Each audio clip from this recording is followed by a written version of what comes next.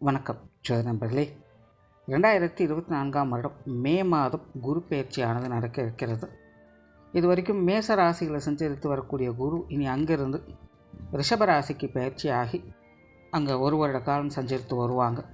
ரிஷப ராசியில் குரு இருக்கும் பொழுது அங்கே இருந்து கன்னி, விருச்சிகம் மற்றும் மகர ராசிகளுக்கு குருவினுடைய பார்வை பலம் கிடைக்கப்பெறும்.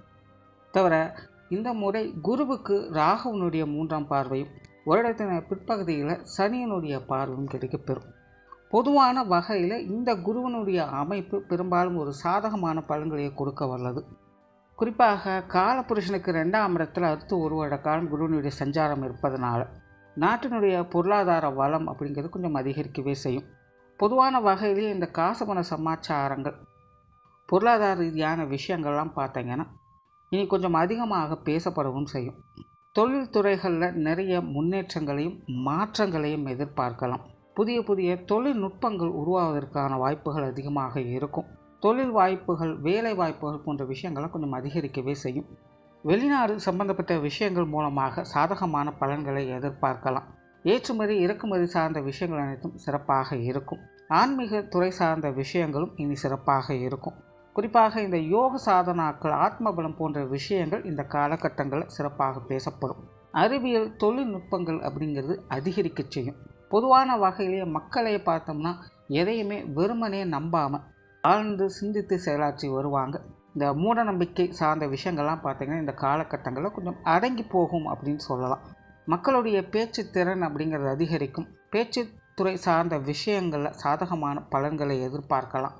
ஸோ பொதுவான வகையில் இந்த குரு பயிற்சியானது பெரும்பாலும் ஒரு சாதகமான அமைப்புகளையே கொடுத்து வருது.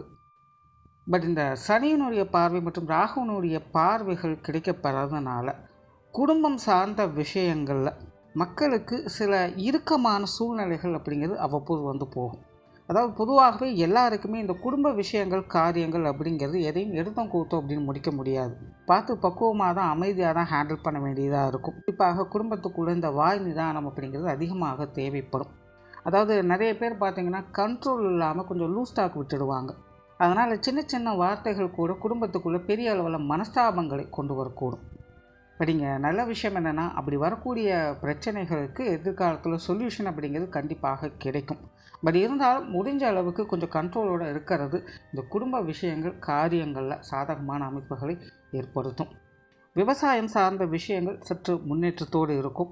கல்வி, வித்தை சம்பந்தப்பட்ட விஷயங்களில் சில மாற்றங்கள் அப்படிங்கிறது இந்த காலங்களில் ஏற்படும். எஜுகேஷன் சார்ந்த விஷயங்கள்லாம் பார்த்தீங்கன்னா பெருசாக டெவலப்மெண்ட் அப்படிங்கிறதுக்காது, பட் சின்ன சின்ன சேஞ்சஸ் அப்படிங்கிறது ஏற்படும்.